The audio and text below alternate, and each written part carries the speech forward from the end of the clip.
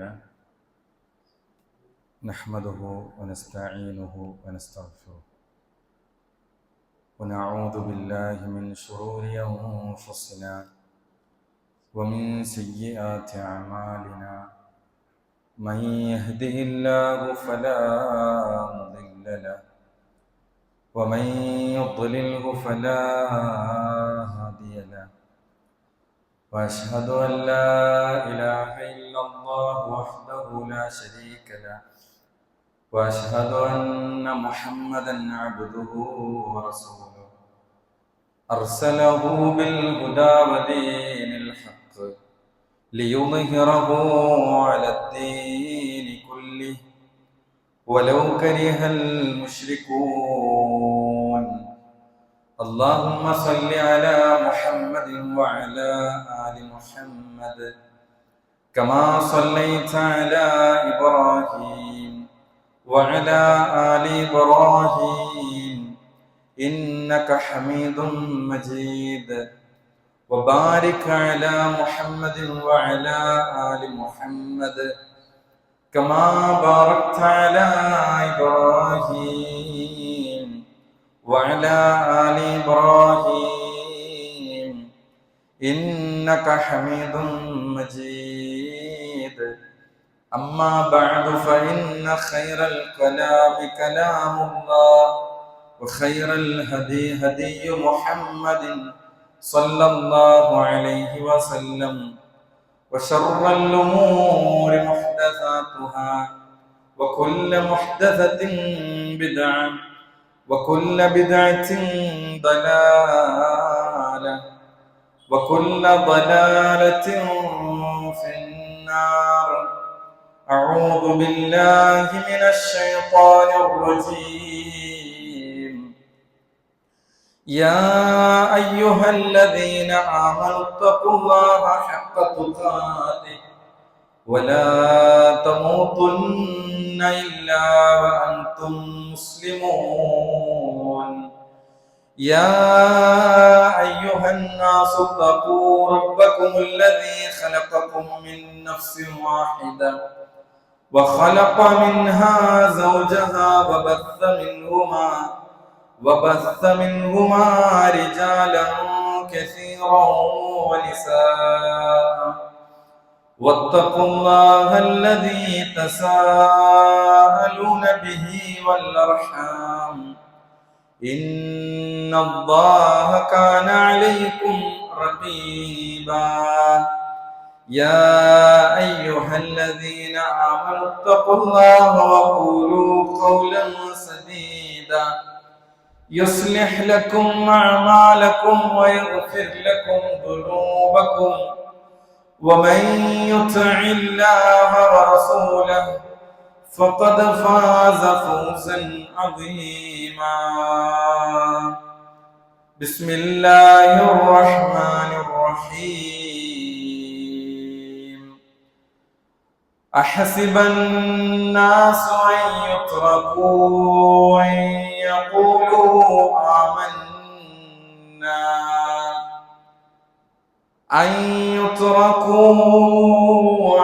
يقولوا آمنا وهم لا يفتنون ولقد فتنا الذين من قبلهم فليعلمن الله الذين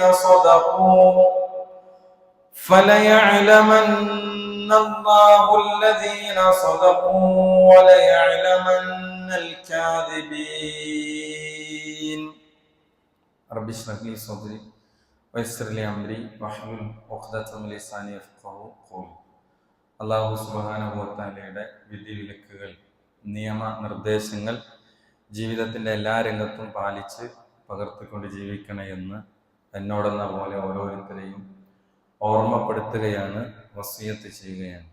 നമ്മുടെ ഈ ദുനിയാവിലെ ജീവിതം, ഭൗതികമായ ഈ ജീവിതം 100% നമുക്ക് സംതൃപ്തി നൽകുന്ന ഒരിടമല്ല. വിശ്വാസിയെ സംബന്ധിച്ചിടത്തോളം ദുനിയാവ് എന്ന് പറയുന്നത്, ഭൗതിക ജീവിതം എന്ന് പറയുന്നത്, അത് പരീക്ഷണങ്ങളുടെ വേദിയാണ്.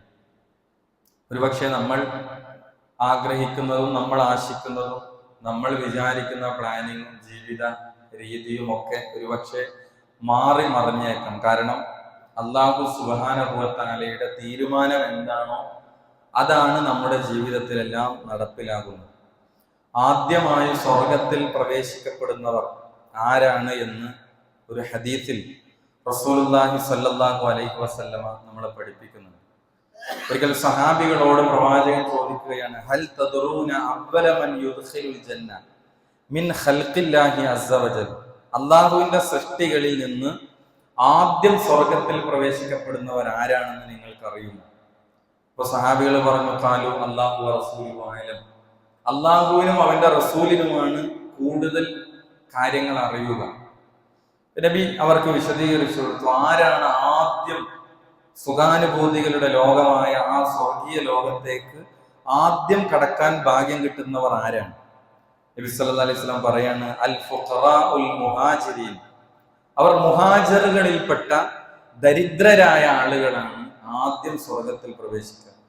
വയമൂതു അഹദുഹും വഹാജതുഹു ഫീ സുദൂരിഹി ലാ യസ്തതിഉ ലഹാ ഖദാഅൻ, അവർ മരിക്കുന്നതിന് മുമ്പ് ഒരുപാട് ആഗ്രഹങ്ങളും ആശകളും ഒക്കെ അവർക്ക് ആവശ്യങ്ങളും ഒക്കെ ഉണ്ടായിരുന്നു. പക്ഷെ അതൊന്നും പൂർത്തീകരിക്കപ്പെടാതെ ഈ ലോകത്ത് നിന്ന് മരണപ്പെട്ടു പോയ മുഹാജിറുകളിലെ ഫഖീറുകളാണ് ആദ്യം സ്വർഗത്തിൽ പ്രവേശിക്കുന്നത് എന്നതാണ്. ഈ ഹദീസിൽ നിന്ന് നമ്മൾ മനസ്സിലാക്കേണ്ടത്, ഇവിടെ ദുനിയാവിൽ അല്ലാഹു സുബ്ഹാനഹു വ തആല കൊടുക്കുന്ന അനുഗ്രഹങ്ങൾ, സാമ്പത്തികമായ കാര്യങ്ങൾ, ഭൗതികമായ കോപ്പുകൾ, അതിൽ അല്ലാഹു വിശ്വാസി അവിശ്വാസി എന്ന മാനദണ്ഡങ്ങളൊന്നും അല്ലാഹു സുബ്ഹാനഹു വ തആല നിശ്ചയിച്ചു വെച്ചിട്ടില്ല എന്നുള്ളതാണ്. അതുകൊണ്ട് തന്നെ നമ്മൾ മനസ്സിലാക്കേണ്ടത്, ജീവിതം യഥാർത്ഥത്തിൽ എങ്ങനെയാവണം എന്ന് നമ്മൾ ചോദിക്കുമ്പോൾ ജീവിതത്തിലെ ഒരുപാട് പരീക്ഷണങ്ങളിലൂടെ കടന്നു പോകേണ്ടവരാണ് നമ്മൾ ഓരോരുത്തരും. നമുക്കറിയാം, കുടുംബത്തിലെ അസ്വാരസ്യങ്ങൾ ഉള്ളവരുണ്ട്, അതേപോലെ തന്നെ മകളുടെ വിവാഹ തടസ്സങ്ങൾ നേരിടുന്നവരുണ്ട്, അതേപോലെ തന്നെ രോഗങ്ങൾ, നിരവധി രോഗങ്ങൾ ജീവിതത്തിൽ വന്ന് മാറാരോഗങ്ങളിലൂടെ കടന്നു പോകുന്ന ആളുകൾ നമ്മുടെ കൂട്ടത്തിലുണ്ട്. കടുത്ത സാമ്പത്തികമായ ബാധ്യതകളുള്ള ആളുകളുണ്ട്, കടബാധ്യതകളുള്ള, വീടില്ലാത്തവർ, അതേപോലെ മക്കളുമായി ബന്ധപ്പെട്ട മറ്റു പ്രശ്നങ്ങൾ ഒക്കെ ധാരാളം കാര്യങ്ങൾ ജീവിതത്തിൽ കൊണ്ടു നടക്കുന്ന ആളുകൾ നമ്മുടെ കൂട്ടത്തിലുണ്ട്. ദുനിയാവ് എന്നത് അല്ലാഹു ഇഷ്ടപ്പെട്ടവർക്കും അല്ലാത്തവർക്കും എല്ലാം നൽകും. എന്നാൽ ആഖിറത്ത് എന്നത്, പരലോകം എന്നത് അല്ലാഹു ഇഷ്ടപ്പെട്ട മുഅ്മിനീങ്ങൾക്ക് മാത്രമുള്ളതാണ് പരലോകത്തെ സുഖാനുഭൂതികൾ, അനുഗ്രഹങ്ങൾ എന്ന് പറയുന്നത്. ഇവിടെ പരീക്ഷണങ്ങൾ അത് ശിക്ഷയാണോ? അല്ല. വിശ്വാസിയെ സംബന്ധിച്ചിടത്തോളം അവന് വരുന്ന ബുദ്ധിമുട്ടുകളെല്ലാം അതൊരു പരീക്ഷണമായി അവന് കാണാൻ സാധിക്കണം. ആ പരീക്ഷണങ്ങൾ ആർക്കാണ് ഏറ്റവും കൂടുതൽ ലോകത്ത് പരീക്ഷണങ്ങൾ ഉണ്ടായിരിക്കുന്നത്? ഇവിടെ റസൂലുള്ളാഹി സ്വല്ലല്ലാഹു അലൈഹി വസല്ലമ നമ്മളെ പഠിപ്പിക്കുന്നത്, അമ്പിയാക്കൾക്കാണ് ഏറ്റവും അധികം പരീക്ഷണങ്ങൾ ഉണ്ടായിരിക്കുന്നത് എന്ന് ഹദീസുകളിൽ നമുക്ക് കാണാൻ സാധിക്കും. ഏറ്റവും കൂടുതൽ ബലാകൾ ഉണ്ടായിരിക്കുന്നത് പ്രവാചകന്മാർക്കാണ്. ലോകത്ത് കടന്നു വന്ന പ്രവാചകന്മാർക്കാണ് ഏറ്റവും കൂടുതൽ പരീക്ഷണങ്ങൾ അല്ലാഹു സുബ്ഹാനഹു വ തആല സംഭവിപ്പിച്ചിരിക്കുന്നത് എന്നുള്ളതാണ്. മാറാരോഗം നമുക്കറിയാം, അയ്യൂബ് നബി അലൈഹിസ്സലാം, മക്കളില്ലാതെ പരീക്ഷിക്കപ്പെട്ട പ്രവാചകന്മാർ, ഇങ്ങനെ വിവിധങ്ങളായ പരീക്ഷണങ്ങളിലൂടെയാണ് പ്രവാചകന്മാരുടെ ജീവിതം കടന്നുപോയിരിക്കുന്നത്. ഇവിടെ നമുക്ക് മുന്നിൽ ഇവിടെ എത്ര വലിയ പ്രതിസന്ധികൾ വരുമ്പോഴും നമ്മൾ ഓർക്കേണ്ടത്, നമ്മെക്കാൾ കഠിനമായി പരീക്ഷിക്കപ്പെട്ടവർ അവർ അള്ളാഹുവിന്റെ പ്രവാചകന്മാരാണ്. ഇവിടെ ഏറ്റവും കൂടുതൽ പരീക്ഷിക്കപ്പെടുക ദീൻ മുറുകെ പിടിക്കുന്ന ആളുകൾക്ക് കൂടുതൽ പരീക്ഷണങ്ങൾ വരും. അതെന്തിനാണ്? അവരുടെ ഈമാനിനെ പരിശോധിക്കാനാണ്. അത് വ്യാജനാണോ അതല്ലെങ്കിൽ ഒറിജിനൽ ആണോ എന്ന് അള്ളാഹു പരീക്ഷിക്കാൻ ജീവിതത്തിൽ അവനെ പരീക്ഷണങ്ങൾ ഇട്ടുകൊണ്ടേയിരിക്കുമെന്നാണ്. ഇവിടെ നമുക്കറിയാം, യൂസുഫ് നബി അലൈഹിസ്സലാമയുടെ ചരിത്രം നമ്മൾ വിശുദ്ധ ഖുർആനിൽ വായിക്കാറുണ്ട്. സൂറത്ത് യൂസുഫിൽ വിശദമായി നമ്മൾ വായിക്കുന്ന അഹ്സനുൽ ഖസസ്, ഏറ്റവും മനോഹരമായ ഖസസ് കഥ എന്ന് ഖുർആൻ പറഞ്ഞ യൂസുഫ് നബിയുടെ കഥ നമുക്കറിയാം. യൂസുഫ് നബി ആരാണ്? പിതാവ് പ്രവാചകനാണ്, അതേപോലെ തന്നെ വല്ലിപ്പ പ്രവാചകനാണ്. യഅഖൂബ് അലൈഹിസ്സലാമിന്റെ ഇസ്ഹാഖ് അലൈഹിസ്സലാമിന്റെ വാപ്പ ഇബ്രാഹിം നബി അലൈഹിസ്സലാം, എല്ലാം നബിമാരാണ്.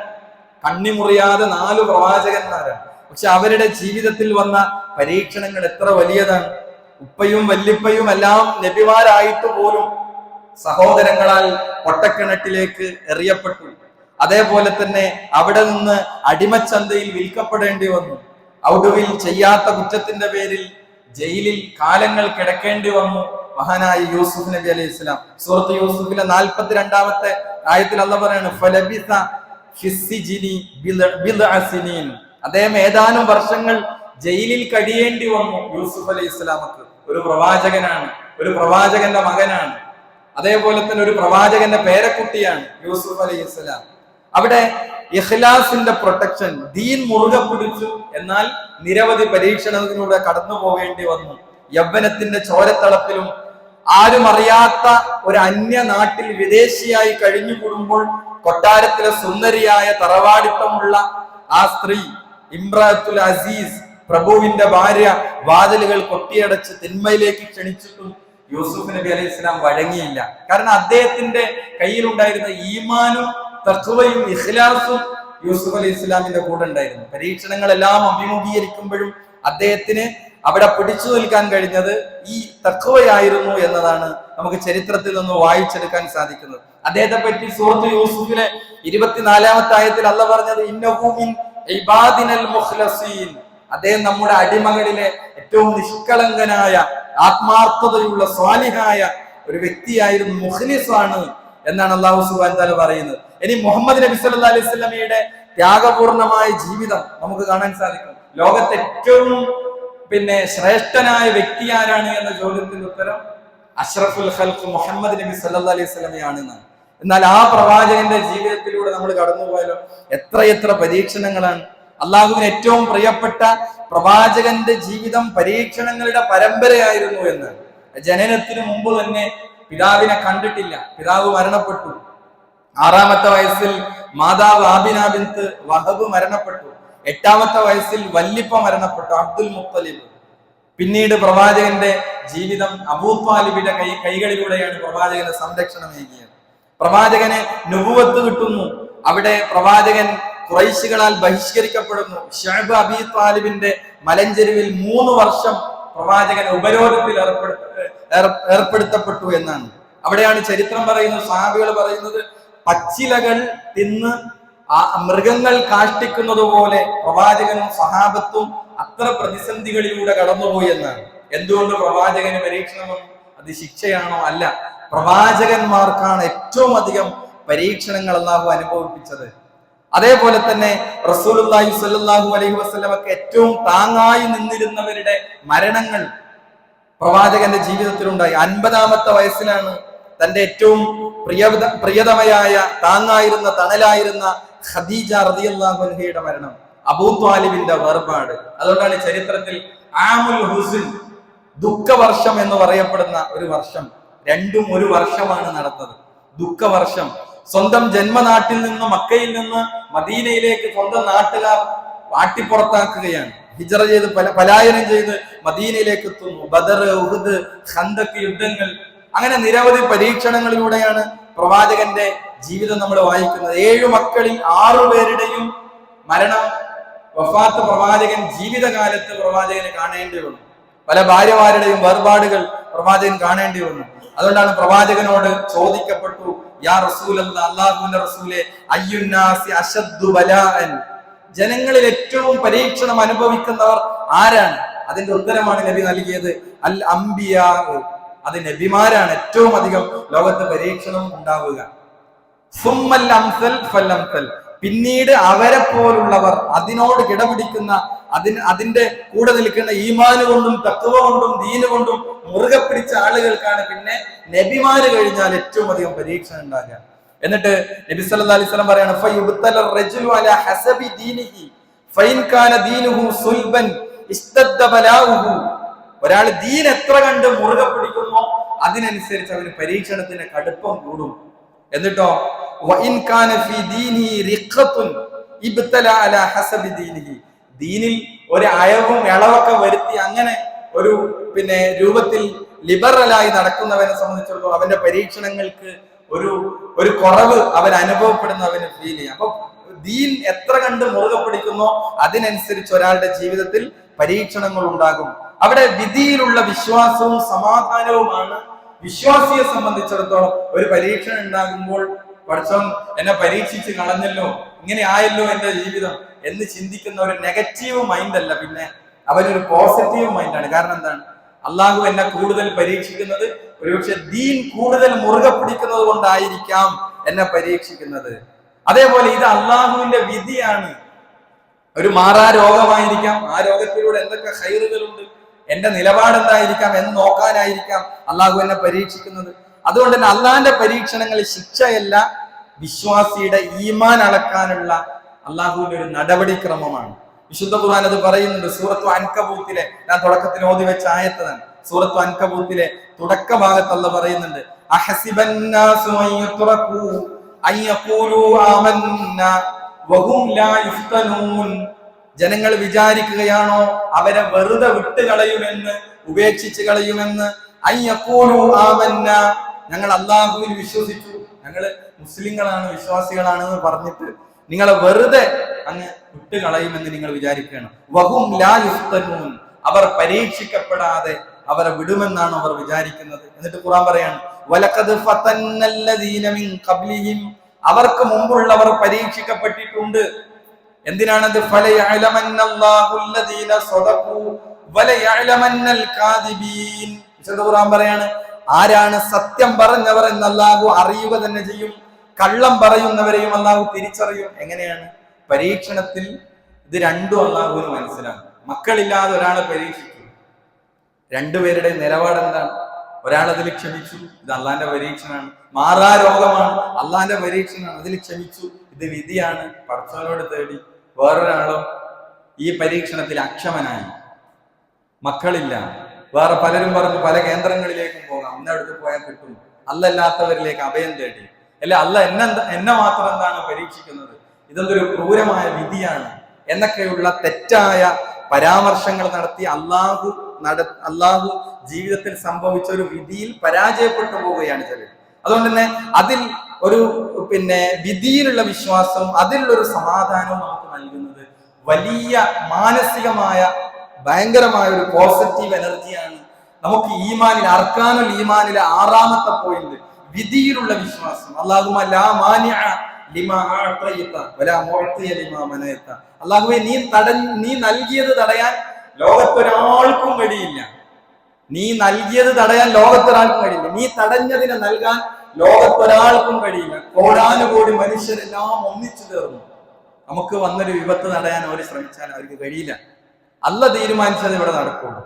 അല്ല നൽകാൻ വിചാരിച്ചത് തടയാൻ ആർക്കും പറ്റും? ആർക്കും കഴിയില്ല. ഇത് നമ്മൾ ഫർള് നമസ്കാരത്തിന് ശേഷം നമ്മൾ ചൊല്ലുന്ന ദിക്റാണ്. അല്ലാഹുമ്മ ലാ മാനിഅ ലിമാ അഅതൈത, നീ നൽകിയത് തടയാൻ ആരുമില്ല. വലാ മുഅതിയ ലിമാ മനഅത, നീ തടഞ്ഞത് നൽകാൻ ആരാളുമില്ല എന്ന നമ്മുടെ വിധിയിലുള്ള വിശ്വാസമാണ്. അല്ലാഹു സുബ്ഹാനഹു വ തആല ഇത്തരം സംഭവങ്ങളിലൂടെ ഖൈർ ഉദ്ദേശിച്ചേക്കാം എന്നാണ്.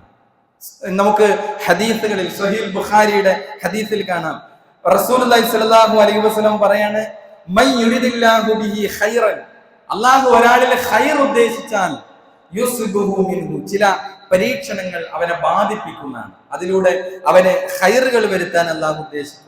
അതേപോലെ തന്നെ ആയിഷ റളിയല്ലാഹു അൻഹ, നമുക്കറിയാം, ജീവിതത്തിൽ അനുഭവിച്ച വലിയ ഒരു പ്രതിസന്ധിയായിരുന്നു. യഥാർത്ഥത്തിൽ മാനസികമായ വലിയൊരു പ്രതിസന്ധി, മാസങ്ങൾ കടന്നുപോയ പ്രതിസന്ധിയായിരുന്നു.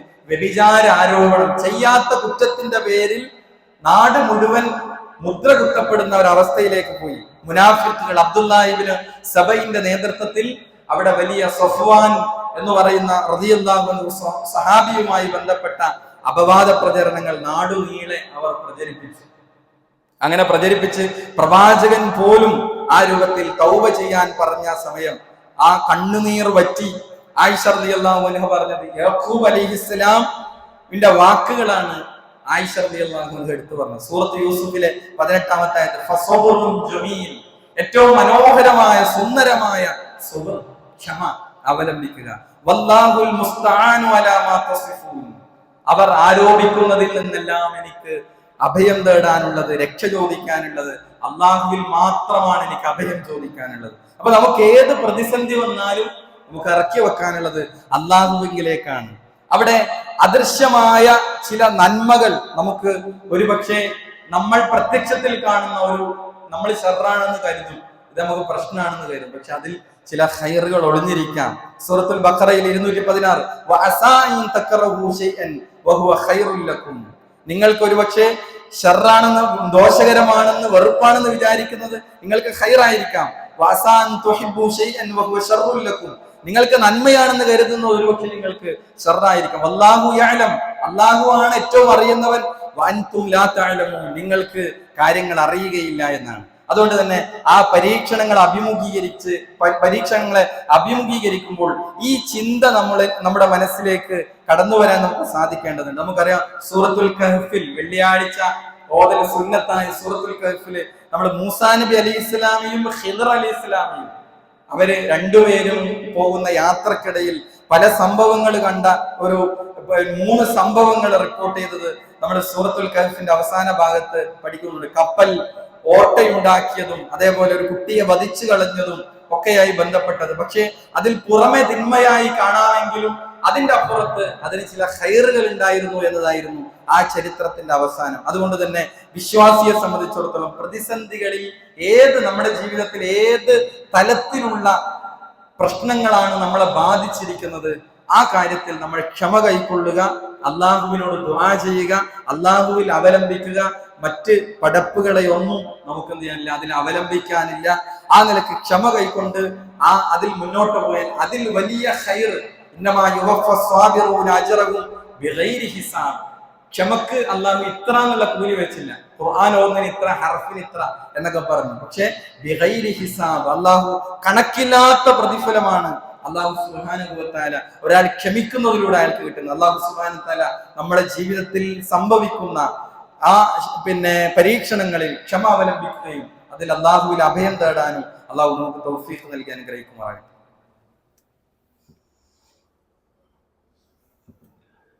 അൽഹംദുലില്ലാഹ് വസ്സലാത്തു വസ്സലാമു അലാ റസൂലില്ലാഹ് വഅലാ ആലിഹി വസഹ്ബിഹി അജ്മഈൻ. അമ്മാ ബഅദ്. അള്ളാഹു സുബ്ഹാനഹു വ തആലയുടെ വിധിവിലക്കുകൾ, നിയമനിർദ്ദേശങ്ങൾ ജീവിതത്തിന്റെ എല്ലാ രംഗത്തും പാലിക്കണമെന്ന് ഒരിക്കൽ കൂടി ഓർമ്മപ്പെടുത്തുകയാണ്. പരീക്ഷണങ്ങളെ നേരിടാൻ 5 വഴികൾ. വിശ്വാസിയെ സംബന്ധിച്ചിടത്തോളം പ്രതിസന്ധികളിൽ അവൻ ഡിപ്രഷനാവുകയോ തളർന്നു പോവുകയോ മാനസികമായി തളർന്നു പോവുകയല്ല ചെയ്യേണ്ടത്. അത് ചെയ്യുന്നത് ഈ പടച്ചവനെ പറ്റിയുള്ള വിശ്വാസമില്ലാത്തവരാണ് പലപ്പോഴും അള്ളാഹുവിൻ്റെ റഹ്മത്തിൽ നിരാശപ്പെട്ടു പോകുന്നത്. ഇനി വഴികളൊന്നുമില്ല എന്ന് നിരാശപ്പെടുന്നത് ആ ദീനീ ബോധവും അള്ളാഹിനെ പറ്റിയുള്ള കാഴ്ചപ്പാടും പരലോക വിശ്വാസവും യഥാർത്ഥ വിശ്വാസവും ഉൾക്കൊള്ളാത്തവരിലാണ് ജീവിതം അവസാനിപ്പിക്കാൻ തോന്നുന്നതും ജീവിതം മടുത്തു എന്ന് തോന്നുന്നതൊക്കെ അത്തരം ദീനിന്റെ കുറവ് കൊണ്ടാണ് സംഭവിക്കുന്നത്. യഥാർത്ഥത്തിൽ നമുക്ക് അള്ളാഹുവിലേക്ക് അടുക്കാൻ നമുക്ക് ചില ദിക്റുകളും പ്രാർത്ഥനകളൊക്കെ ജീവിതത്തിൽ പതിവാക്കിയാൽ നമുക്ക് ഇതിനെ അതിജയിക്കാൻ കഴിയും. അതിലൊന്ന്, പെട്ടെന്നുള്ള വിപത്തുകളിൽ നിന്ന് രക്ഷ നേടാൻ രാവിലെയും വൈകുന്നേരവും 3 തവണ ചൊല്ലാൻ നബി സല്ലല്ലാഹു അലൈഹി വസല്ലം പഠിപ്പിച്ചൊരു ദിക്ർ ഇമാം തുർമുദി റിപ്പോർട്ട് ചെയ്ത ഹദീസാണ്. ഉസ്മാൻ ഇബ്നു അഫ്ഫാൻ റളിയല്ലാഹു അൻഹു പറയാണ്, സമിഅ്തു റസൂലുള്ളാഹി സ്വല്ലല്ലാഹു അലൈഹി വസല്ലം യഖൂൽ, നബി സല്ലല്ലാഹു അലൈഹി വസല്ലം പറയുന്നത് ഞാൻ കേട്ടു. എന്താണ്? മൻ ഖാല, ആരെങ്കിലും പറഞ്ഞാൽ, ബിസ്മില്ലാഹില്ലദീ ലാ യദുറു മഅസ്മിഹി ശൈഉൻ ഫിൽ അർദി വലാ ഫിസ് സമാ വഹുവ സമീഉൽ അലീം. അല്ലാഹുവിന്റെ നാമം കൊണ്ട് ആകാശഭൂമികൾക്കിടയിൽ അള്ളാഹുവിന്റെ നാമത്തോടൊപ്പം ഒരു ഉപദ്രവവും ഏൽക്കുകയില്ല. വഹുവ സമീഉൽ അലീം, അവനെല്ലാം കേൾക്കുന്നവനും കാണുന്നവനുമാണ്. ഇത് സലാസ മർറാത്തിൻ, ആരെങ്കിലും 3 തവണ പറഞ്ഞാൽ ലം തുസിബുഹു ഫജ്അതൻ ബലാഇൻ ഹത്താ യുസ്ബിഹ്, വൈകുന്നേരമാണ് അവന് പറയുന്നതെങ്കിൽ പ്രഭാതം വരെ പെട്ടെന്നുള്ള വിപത്തുകളിൽ നിന്ന് അവന് സംരക്ഷണമാണ്, വിപത്തുകൾ അവന് ബാധിക്കുകയില്ല എന്നാണ്. വമൻ ഖാലഹാ ഹീന യുസ്ബിഹ്, ഇനി ഒരാൾ പ്രഭാതത്തിലാണ് സലാസ മർറാത്ത് ഇത് പറഞ്ഞതെങ്കിൽ ലം തുസിബുഹു ഫജ്അതൻ ബലാഇൻ ഹത്താ യുസ്ബിഹ്, വൈകുന്നേരം വരെ അവനൊരു ബലാഅ്, ഒരു മുസീബത്ത് അവന് സംഭവിക്കുകയില്ല. ഒരു പണ്ഡിതൻ പ്രവാചകന്റെ ഈ ഹദീസ് ക്ലാസ് എടുക്കുകയാണ്. അദ്ദേഹത്തിന്റെ കൈക്ക് ഒരൽപ്പം തളർവാദം വന്നിട്ടുണ്ട്. അപ്പൊ ചില ആളുകൾ അദ്ദേഹത്തിന്റെ കൈയിലേക്ക് ഇങ്ങനെ നോക്കി, ഈ ഹദീസിൽ എന്താണ് പറയുന്നത്, ഒരു വിപത്തും ബാധിക്കുകയില്ല. അപ്പൊ ഇദ്ദേഹം ഇത് ചൊല്ലാറില്ലേ അപ്പൊ അദ്ദേഹം ആ നോട്ടത്തിൽ നിന്നൊരു ചോദ്യമായി അദ്ദേഹം അത് മനസ്സിലാക്കി. അദ്ദേഹം പറഞ്ഞു, അള്ളാഹുവിന്റെ റസൂൽ കളവ് പറഞ്ഞിട്ടില്ല. ഈ ഹദീസ് പറഞ്ഞു തന്ന ഉസ്മാൻ ഇബ്നു അഫ്ഫാൻ കളവ് പറഞ്ഞിട്ടില്ല. ഇത് ഞാൻ എന്നാണോ ചൊല്ലാൻ മറന്നത് അന്നാണ് എനിക്ക് ഈ മുസീബത്ത് ബാധിച്ചത് എന്ന് പറഞ്ഞാൽ അവരുടെ ഈ ദിക്റുകളിലുള്ള വിശ്വാസം അത്രമേൽ രൂഢമൂലമായിരുന്നു. ഇത് ചൊല്ലുമ്പോൾ നമുക്ക് എന്ത് ചെയ്യണം? നമുക്ക് ഈ വിശ്വാസവും പ്രവാചകൻ പറഞ്ഞ ഈ കാര്യങ്ങളൊക്കെ ഇത് ഉൾക്കൊണ്ടുകൊണ്ട്, ഇതിന്റെ അർത്ഥവും ആശയവും ഉൾക്കൊണ്ട് നമുക്ക് ചൊല്ലുമ്പോൾ നമുക്ക് ഈ ഗുണങ്ങൾ നമുക്ക് ലഭിക്കും എന്നുള്ളതാണ്. രണ്ടാമത്തത്, കഠിനമായ ദുഃഖങ്ങളിൽ നിന്ന്, പ്രതിസന്ധികളിൽ നിന്ന് മോചനം നേടാൻ യൂനുസ് നബി അലൈഹിസ്സലാം നടത്തിയ ഒരു ദുആ.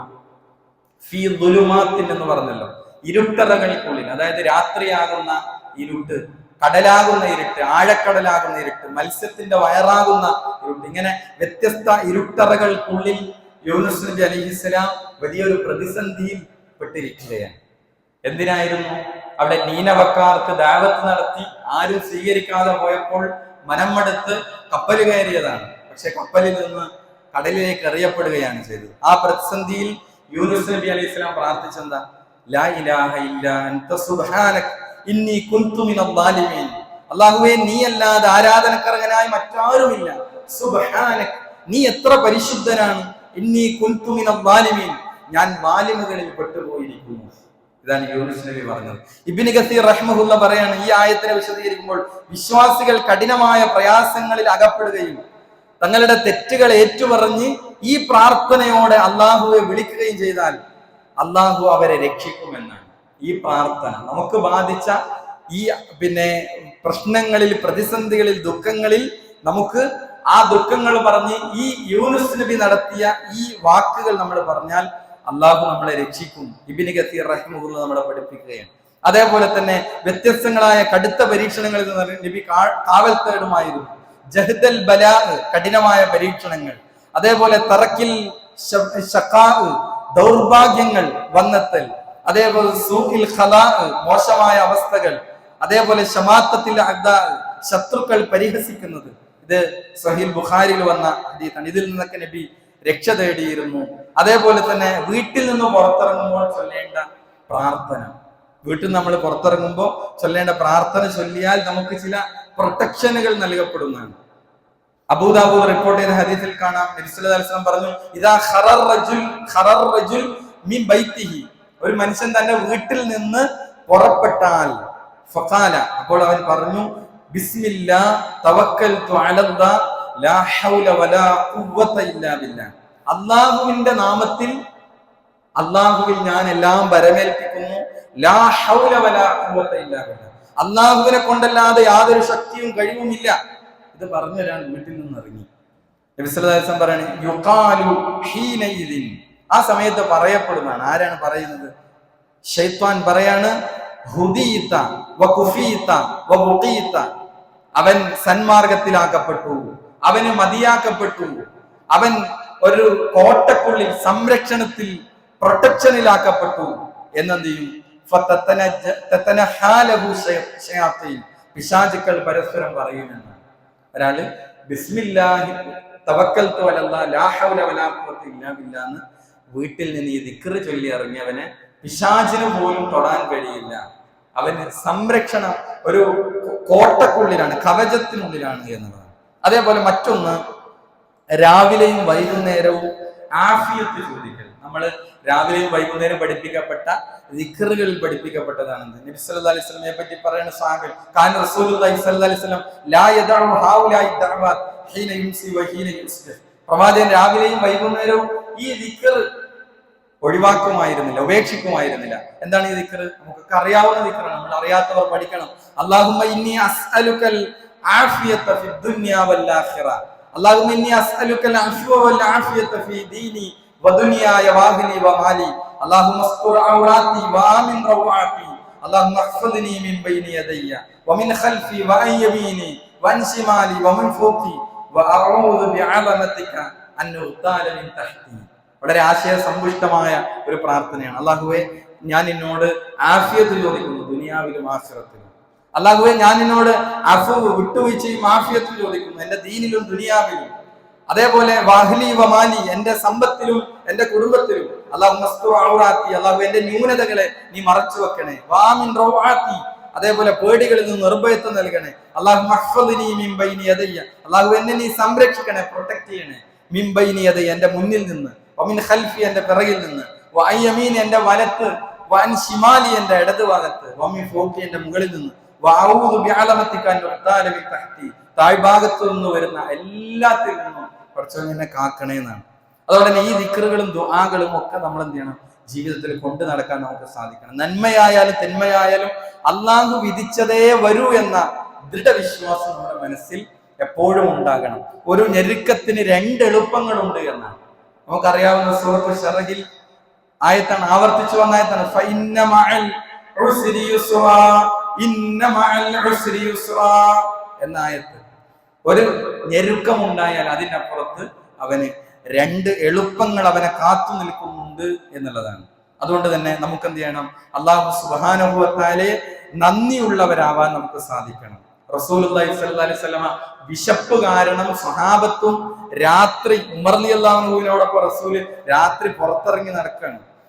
അവിടെ അബുൽ ഹൈസമിന്റെ വീട്ടിൽ നിന്ന് ഭക്ഷണം കഴിച്ചപ്പോ നബി ഓർമ്മിപ്പിച്ചത്, ദുനിയാവിൽ ഈ അനുഗ്രഹത്തെ പറ്റി പോലും നിങ്ങൾ എന്ത് ചെയ്യും, ചോദിക്കപ്പെടും. ഈ അനുഗ്രഹത്തെ പറ്റി നിങ്ങൾ ചോദ്യം ചെയ്യപ്പെടുമെന്നാണ്. രാത്രി വിശന്ന് ഒരു ഭക്ഷണം കിട്ടാൻ ഇറങ്ങിയതാണ്. അവിടെ കിട്ടിയ ഭക്ഷണത്തിന്റെ പേരിൽ പോലും അള്ളാഹു ചോദ്യം ചെയ്യപ്പെടും. അള്ളാഹുവിന് നന്ദി കാണിക്കാൻ സാധിക്കണം എന്നുള്ളതാണ്. അതുകൊണ്ട് സഹോദരങ്ങളെ, ഏത് മുസീബത്തിലും ക്ഷമിച്ചാൽ നമുക്ക് കിട്ടാനുള്ളത് വലിയ നേട്ടങ്ങളാണ്, പരലോകത്ത് കിട്ടാനുള്ളത്.